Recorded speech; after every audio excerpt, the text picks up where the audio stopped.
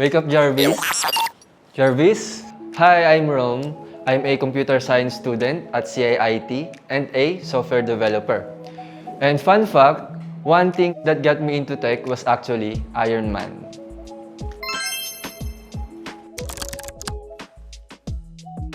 My first dream was to become a civil engineer or an architect when I was a child. Then as time goes by, I become interested in tech because of my uncle. Because my family always talk about his career.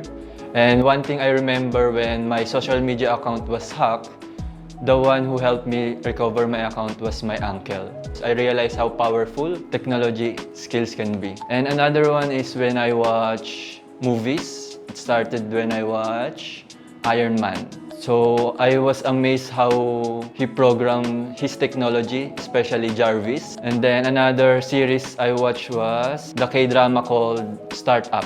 That series was all about hackathon and building businesses through technologies. So they're building startup. So they created a solution through programming, and that is the reason why I become motivated in pursuing technology.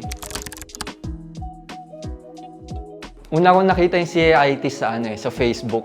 Dahil nagsisearch ako ng about course, about computer science. So alam niyo naman yung algorithm sa social media.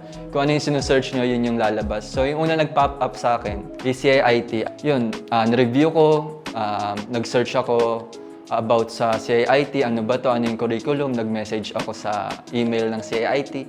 Then ayun, nag-reply, then ayun, na-review ko yung curriculum and sabi ko, mukhang maganda and interesting yung program nila. And isa pa sa reason kaya nagtuloy ako sa CIIT dahil sa pagiging responsive ng admission. And then yun, tinuloy-tuloy ko yung pag-pursue sa CIIT. So yung curriculum ng CIIT, practical and industry-based program. Through that, magiging industry relevant. I feel like I can build my skills and I can build my portfolio throughout the term. My first experience in CIIT was very welcoming and engaging. I remember in orientation, I felt included in the community. At first, I'm a bit nervous and shy, but as time goes by, I become confident because of collaborative learning experience. I became friends with them. And until now, kahit magkakaiba kami ng section or course, yun, friends pa rin kami and nagkikita pa rin.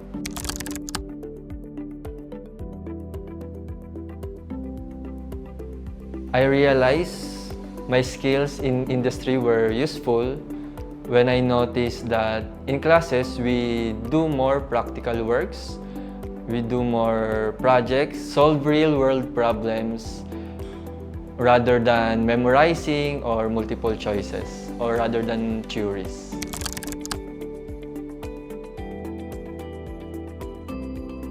So before CIIT, I graduated from 2-year IT program in Pasig City. Then after that, I worked as IT lab assistant and an IT instructor. After a few years, I realized that I want to work in tech industry. January 2025, I received a job offer from Titus Global Tech, and that is the time I started working as a full-time software developer. Then August 2025, I am officially enrolled in CIIT, so that is the time that I become a full-time working student as a software developer.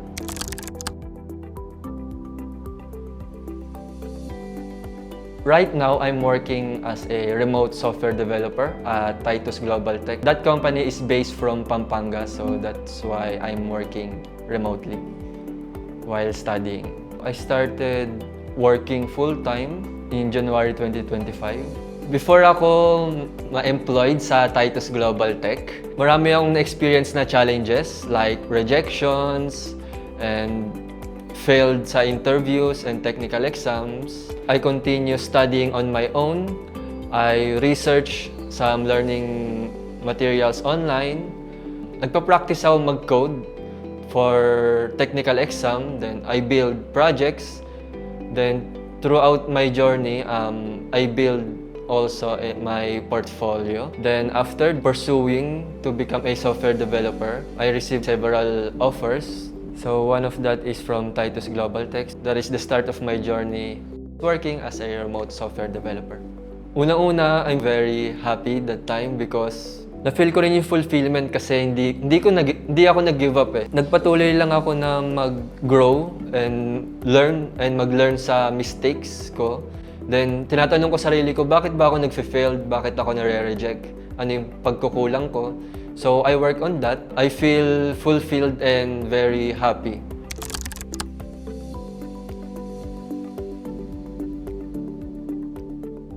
Na-manage ko siya through time management and discipline. So, every week, nililist down ko yung mga tasks ko and responsibilities. Kina-classify ko siya through urgency. Like, ano yung dapat unahin, ano yung priorities.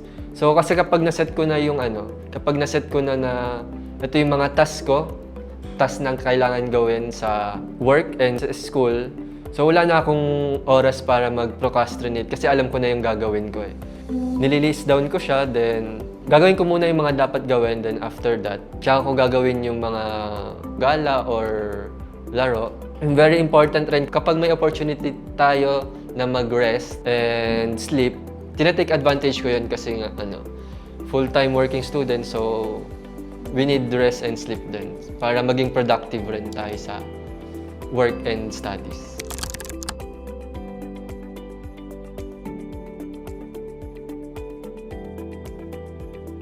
Apply ko yung mga natututunan ko dito sa CAIT dun sa Titus. Yun nga, more on practical work dito. Ang ginagawa ng CAIT is like pinupush kami na mag-solve ng real-world problems and build ng projects which is very useful dun sa work ko. During introductions, sinasabi ko sa expectation ko na sana considerate yung mga prof sa mga working student. Very considerate talaga sila. Tas gusto ko rin yung may guidance counseling dito. Pag may guidance counseling kasi or may nagga-guide sa inyo, nafe-feel talaga na included dito. Like hindi talaga pinapabayaan dito sa CAIT.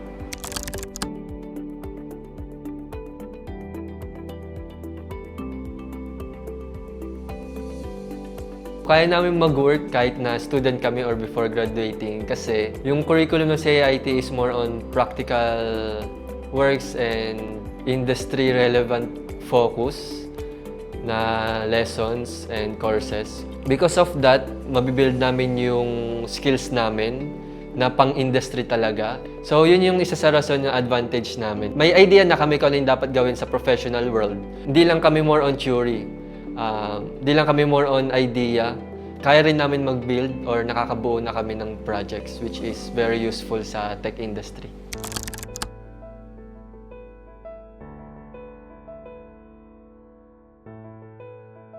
I have 4 words for you.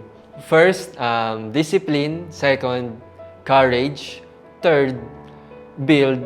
And last, connects. So, discipline, kailangan natin maging consistent to learn, consistent to build projects, and consistent to build our skills. Then courage to face rejection, courage to face challenges. Next is build. So continue building your portfolio, continue building your skills because we need to catch up sa advancement ng technology. Connecting to people rin can give you more opportunity. Kasi possible, yung nakakausap nyo na yan, na tao na yan, maging co-founder nyo sa technology or mag-connect kayo, then mag-start kayo ng startup or minsan sila din yung magre-refer sa inyo dun sa company.